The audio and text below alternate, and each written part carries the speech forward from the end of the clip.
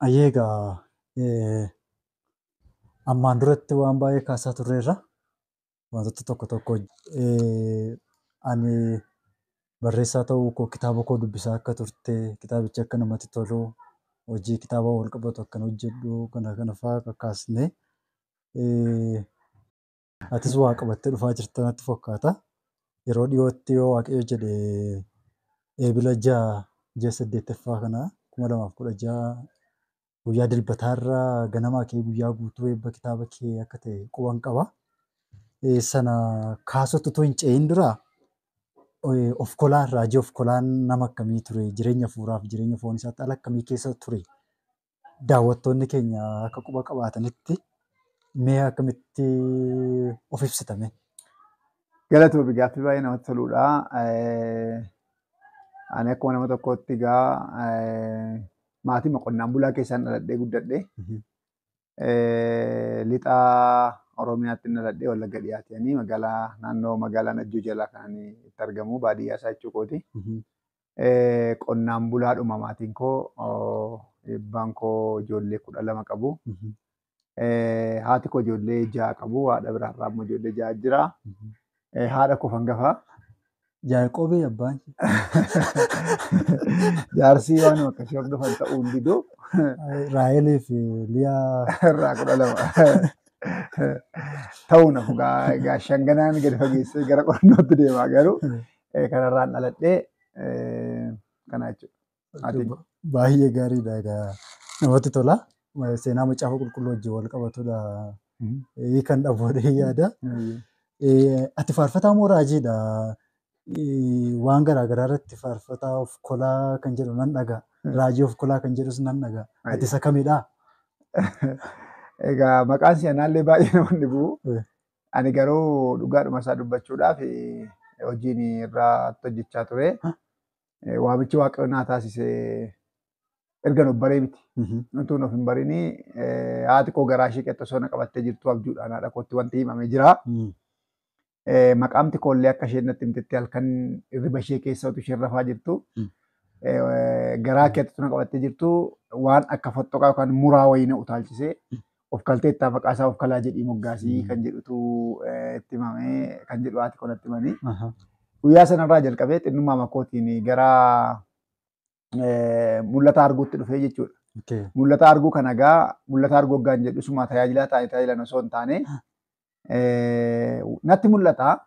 Waan natti mul'atu kana yeroo himuu fi maqaan isaa immoo Yesuusan jedhee natti dubbata jedhee gaafan immoo maatii koofis safara koofis waldaa koofis gaaffii guddaa ture. Guyyaa masitti mul'ata moo halkan isaa abjuun arganii? Guyyaadhuma. Natuun taa'u yoo maatii gidduun taa'allee ta'ee dhufee na waama.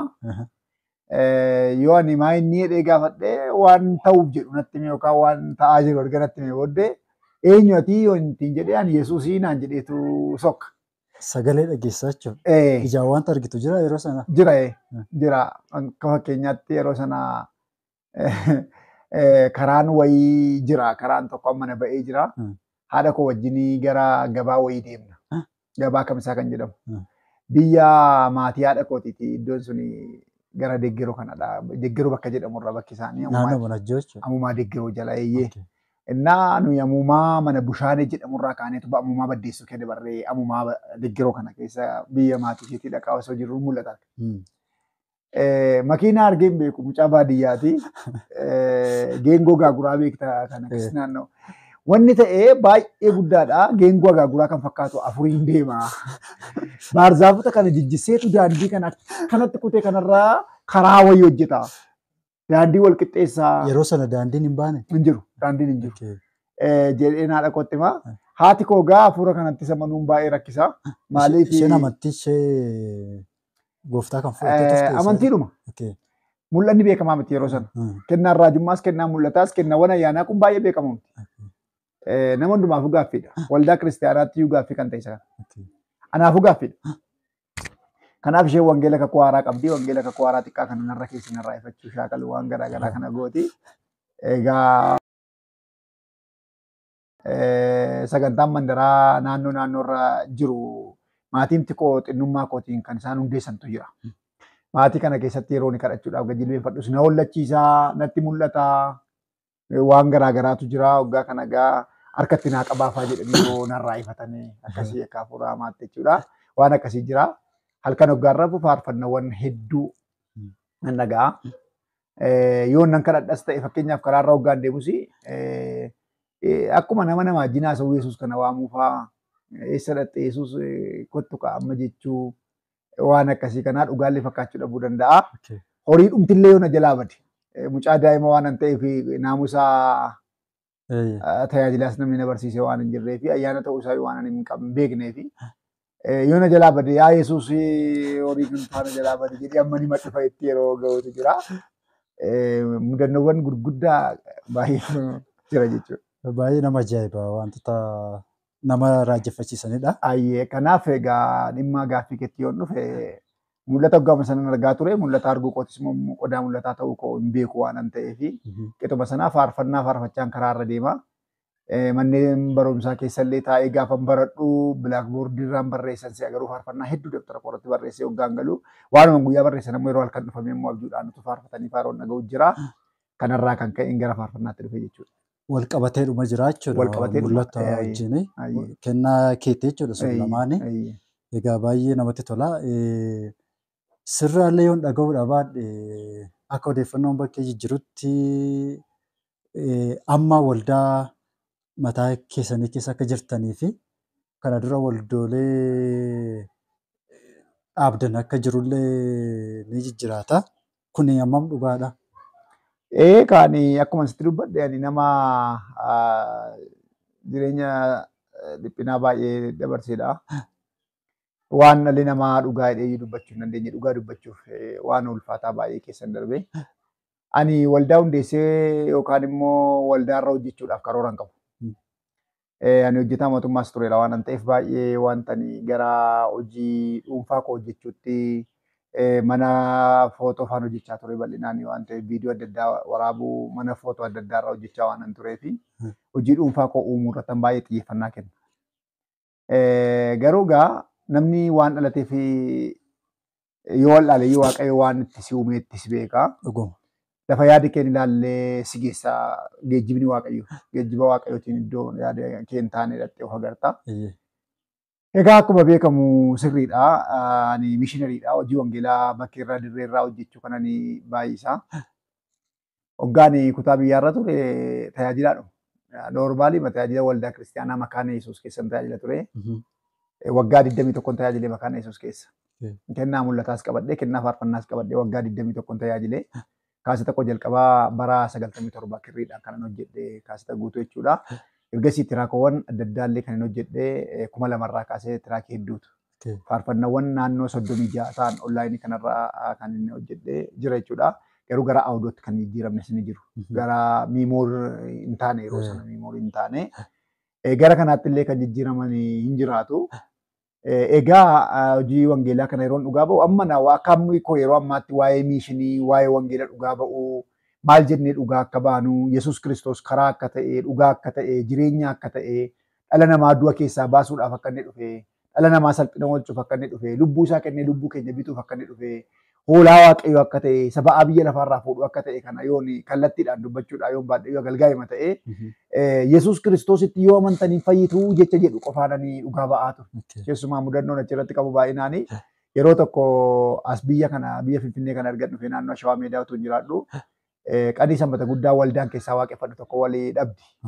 Waldaan kun yeroo ishee wal kasasuu jalqabduuni waldoonni kun wal loluu wal kaasuu wal dhabuun gaafa dhufuuni waldaa kana gadhiisee manumatti deebi'ee taa'a. Manatti deebi'ee taa'uun kun immoo xiqqoo ishee waan na dabbaree fi ba'ee bakkeerra dhugaa ba'uun filadha. Simiidhee keessa hafuura keetti simiidhe. Akka yaaddetti hidhattee gooftaa wajjin wal arguu hin dandeessu waan ta'eef hafuura koorratti baay'ee waan na miidheef bakka itti ba'ee dhugaa ba'uun filadha. Kanaaf gara iddoo warshaan jiru beektaa akka xaaxaqi jedhamu kanatti gadi ba'eetanii bakka kanatti wangeela dhugaa ba'a.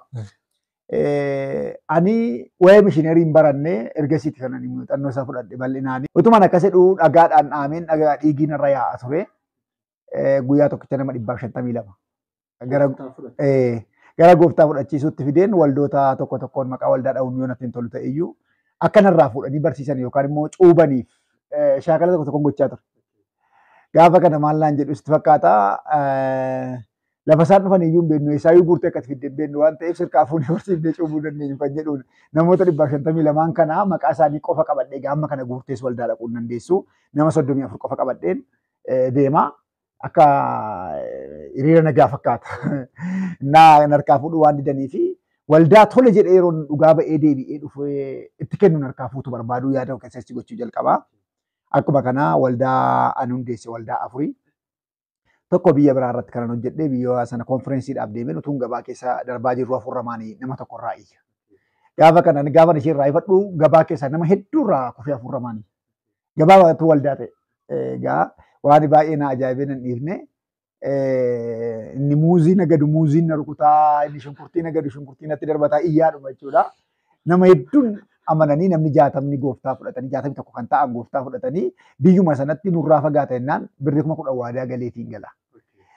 Birrii 10,000 miti birrii 10 argachuu naaf baay'ee yeroo ulfaataa ture yeroon suni. Waldaa ijaaruuf. Isiniin ijaara jedheen. Lafa achuma kiyaa warra mana kiyaa tokko nuu kenne gaafa kana dhufee buusaa maka kadhadhee deemees bakka irraa haasofsiiseen birrii 10,000 fuudhee bakka sana irratti ergee waldaan suni har'a guutuu wangeelaa jala galee jira. Waldaan itti aanu as naannoo Shawaa Meedaati. Waldaa mana nama dhuunfaatti jalqabameedha. Waldaa kanas isa waldaan godhaa irraan hojjedha jedhee miti. Yeroo man dhugaa ba'ee dhufu nama lubbuu haaraan harkaa fuudhee barsiisee cuubuun barbaada ture. Kana jechuuf jedheen jalqabee waldaan kun har'a makaana Yesuusii ta'ee kun as naannoo kanarra kan jiru asuma Shawaa Meedaa naannoo Kusaayee tokkoffaa keessatti kan argamu jira. Har'a waldaa guddaadhaa fi saba hedduu qabatee kan jirudha jechuudha.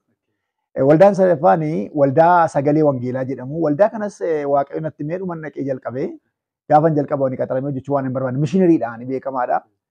Jalqabee gaafa 7 nama 120 gara gooftaatti fiduudhaan waldaa sanatti guunne. Namas waaqayyo nuu kaasee qorqorroowwan hedduu lakkoofsa hin qabne jechuun lakkoofsa hin qabne hoggaan jedhu anaaf yeroo sana guddaadha. Anaaf yeroo sana guddaadha. Qorqorroo baallee 120 kan ta'u anaaf guddaadha. Qorqorroo baallee tokko bituu nama hin dandeenyedha. Qabeenya qofi yoo ta'e ayyaanaan malee. Achirratti ijaarree sabni kun achi keessaa waaqeffachaatti jiru. Amma waldaa guddaadhaaf waldaa beekamaa saba hedduu of keessatti qabatee kan jiru. Amma guddatanii sadarkaa guddaarra warra jiranidha. Akkuma kana waldaan inni afuraffaaf itti aanu waldaa galata waaqayyoo addunyaalessaa kan jedhu waldaan ammarra tajaajiludha. Innis waldaan kun akkaataa inni ittiin hundaa'e akkaataa ajaa'ibaati. Waaqayyoomti natti dubbatee waanuma gooftaan natti dubbate duwwaafan gara hojiitti seenee isa sin jalqabnee gaafa jalqabnu uummanni kun bakka lafan deemutti na adamsu waan ta'eef namni fayye tokko gaasii barbaadaa mitiire.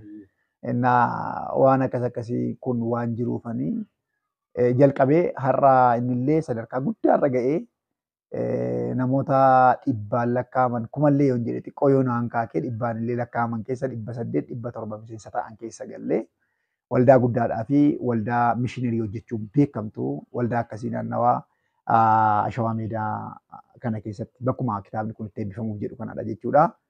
Kutaa malkaa naannoo jechuudha asuma aanaa naannoo keessatti kan argamtu naannoo waajjira poolisii jechuudha Shawaa Meedaa. Bakka sanarratti waldaa akkasiitu jira waldoota 4 jechuudha. Baay'ee dhugaa dubbachuu fi waan nama gammachiisu nama waaqayyo tokkollee kan gammachiisudha. Yeroo baay'ee egaa hanga walitti dhiyaanutti mishineerii tokko jaallata. Qannoo Addisuu mishineerii baay'ee beekamaa nama hojii wangeelaa hojjechuu keessatti shoora cimaa taphataa jiruu fi taphachaa ture. Ijoollummaa isaarraa kaasee beekamu. Kitaabota garaagaraa illee barreessee uummata isaa biraan ba'ee kan jiru gahaas kan jiru nama ni baay'ee jaalladhan illee isa wajjin hariiroo qabda. Waan mishineerii taateef mishineeriitti baay'ee dhiyaatte natti fakkaata. Akkasumatti mishineer Qannoo Addisuun dhugaasti dubbachuudhaaf lafee dugdaa kooti. Jagnaadha. Namoota waaqa bara kana qaba jedhu keessaa nama tokko. Hiriyyummaa qof miti. Nama dhugaadha. Nama daandiiwwan sobaa kanarraa si ittisuuf karaa guddaa barbaadu barsiisaadha. Mishineer Qannoon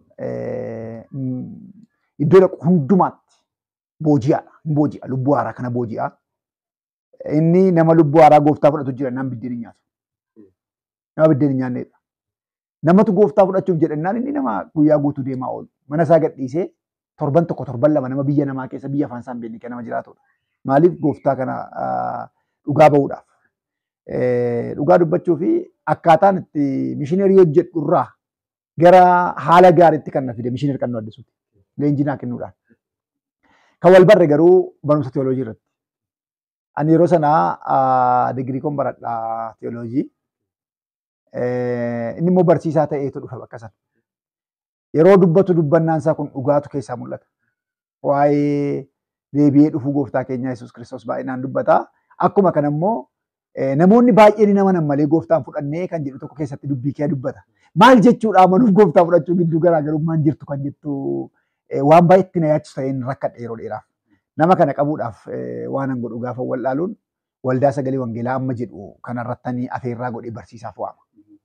Gaafa dhufu dhugaadhuma jirtuun harkatti arge. Baay'een namootaa Qannoo namni wallaalee jiru. Mishineer Qannoo Addisuun Qannoo Addisuu jechuun nama kitaaba hedduu dalagedha.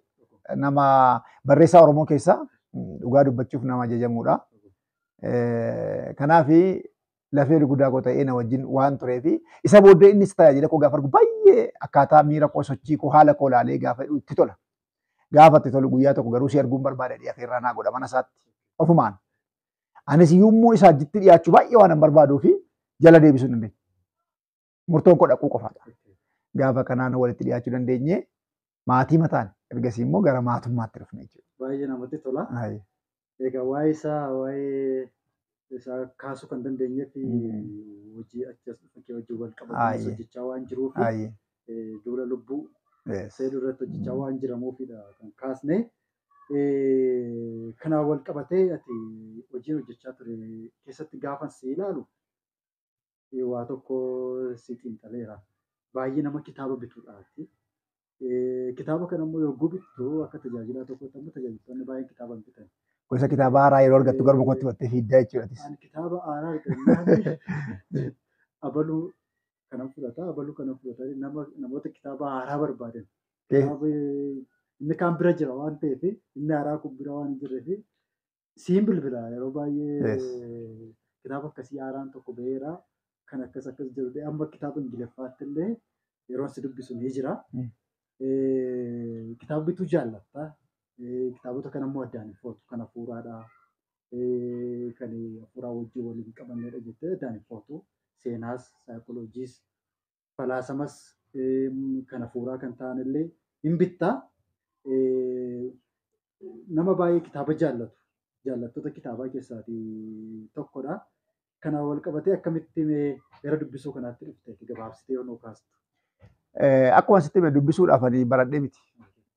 Barumsa argasiin naqee yeroo sana mul'atan argasiin jedheera. Halkan hirriba keessa gaafa rafu macaafa kakuu haaraa tokko jira qubee saabaadhaan kan barreeffame. Haadha kootu qabaa.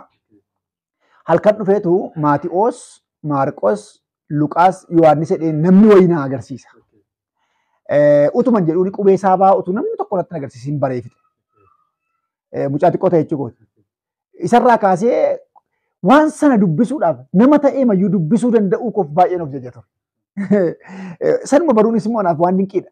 Yeroo naqee namootatti dubbisee warra baratetti agarsiisu namni barates muraasa darbee gaatti agarsiisu indee mucaan sirrii dubbisaa jira maaltu itti mee mucaa kanatti maal jechuudha mucaan kun jedhaniitu gaaffii godhanii walii deebisu.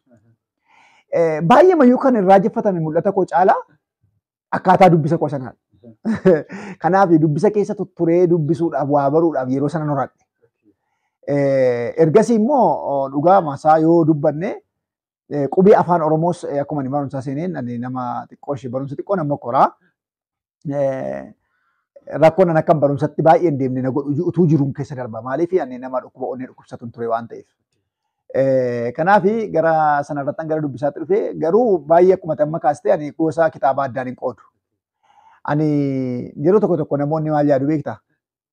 Agalgaa'onni waan daangeffamanii jiraatan hawaasumarraayyuu warra du'aa namaas warra gaddaa lafa iddoo waalaa namaallee dhaquun illee akka kolfaa yerootti fakkaatu dubartii deesse dubbisuun illee yeroo kolfa fakkaatu kitaaba wangeelaa ala iddoo biraa waa biraa dubbisuun illee hanqina ta'e yerootti mul'atu wanta aadaa hin taane tokkotu nurraa mul'ata beektaa.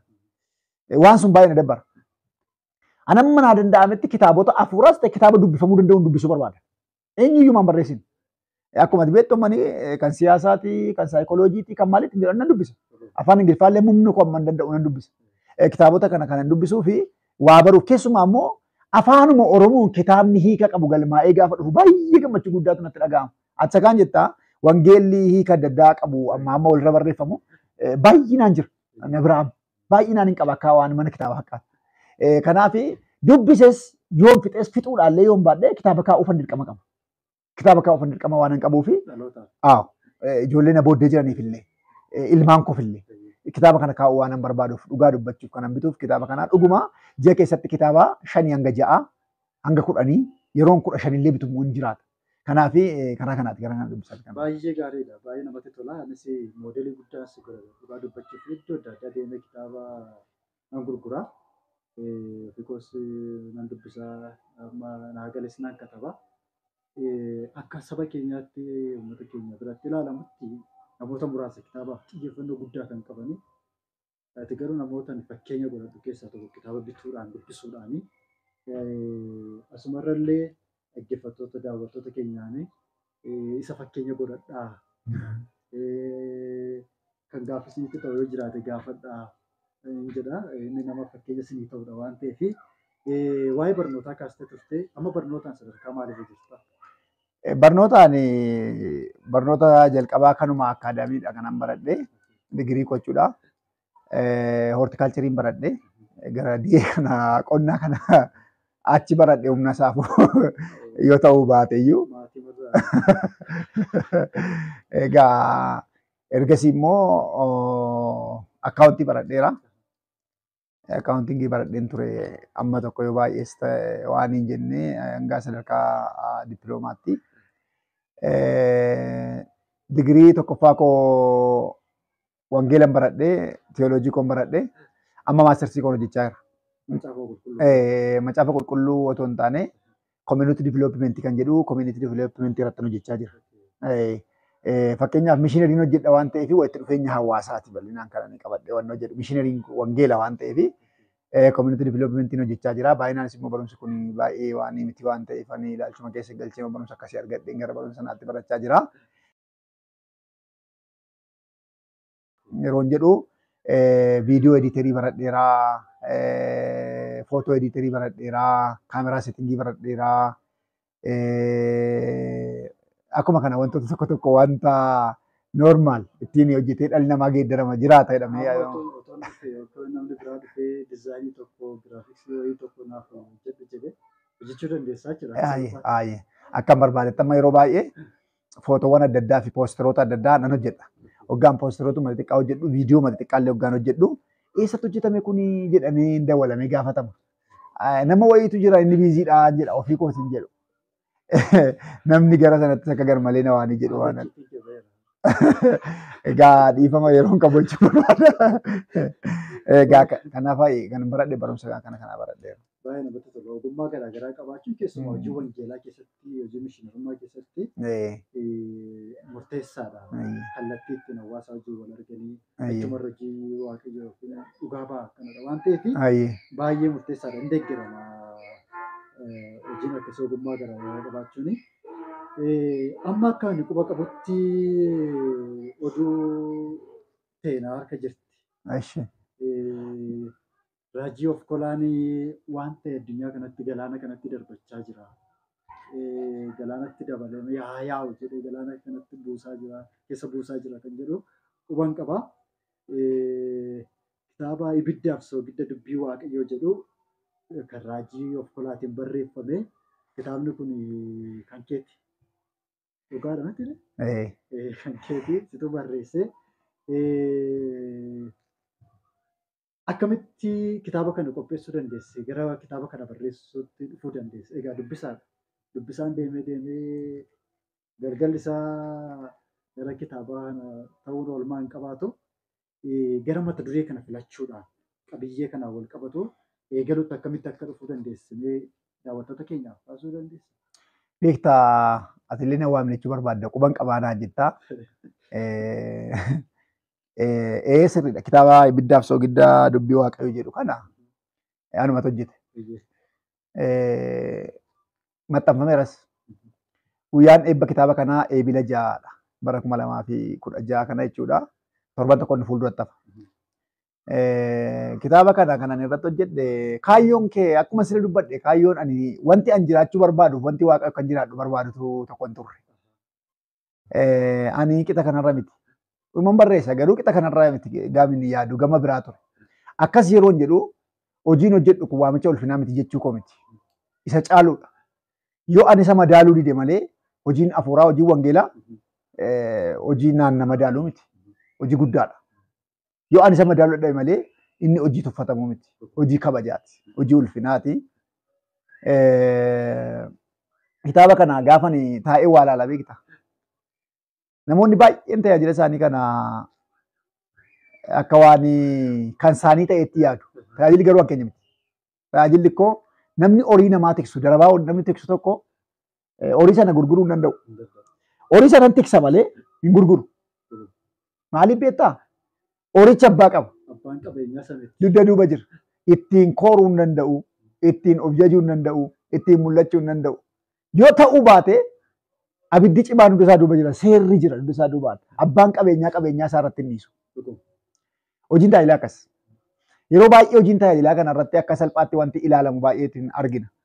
Keewumaa namoonni hojii wangeelaa hojjetan baay'een isaanii hojii mataa isaanii yeroo fakkeessan gaafa ilaalu nan aara. Jechuun namni baay'een asirra kan jiran na arguu danda'u. Ani macaafa qulqulluu barsiisuu nan beekamu. Amma naa gale. Waan an beekuuf osoo hin taane amma hin beeku. Waanuma hin beeku kana keessaa immoo waa'ee dubbii waaqayyoo kana waan lamatti inni fakkaatu kana yoo hin kaa'e sabni kun waan irraa barata kan jedhu yaade. Tokkoffaa ibiddatti kan hin dura fakkeessee fi ibiddi kun yeroo hundumaa dheedhii bilcheessa beektaa. Dheedhiima waan ta'e bilcheessa. Ibidda malee jiraachuu hin dandeessu. Qabaan qabu taanaan immoo ibiddi si balleessuu danda'a. Jiraachuu qaba garuu qabaa qabaachuu immoo qaba. Akkuma jiraachuu qabu qabaa immoo qabaachuu qaba. Kanaaf qabaa isaa kana beeknee waa'ee isaa kana hubannee ibidda ta'uusaa hubannee beeknee of eeggachaa dubbii waaqayyoo wajjin jiraachuudha yoo baanne abidda gubee nama balleessu ta'uusaa ibsuudhaaf kana godhe. Akkuma kana immoo soogidda maal jedha? Soogidda ta'uu bira darbee soogidda taasisuu dubbii danda'uudha. Dubbii waaqayyoo isin soogidda lafaati. Amma Maarqos boqonnaa 10 kana yoo ilaalte lakkoofsa 49 yoo ilaalte 9. Maarqos boqonnaa 9 lakkoofsa 49 yoo ilaalte soogiddii waan ba'eessaa jedha. Qalmi soogiddaa mi'eeffamaa jedha. Keessumaa ba'ee qalmi soogiddaa mi'eeffamaa jedha. Qalmi soogiddaa mi'eeffama jechuun maal jechuudha? Wanti tokko nyaatamuuf illee soogiddi jiraachuu qaba. Mana kee keessa soogiddi hin jiraanne yoo ta'e waan biraallee dhabde malee soogiddi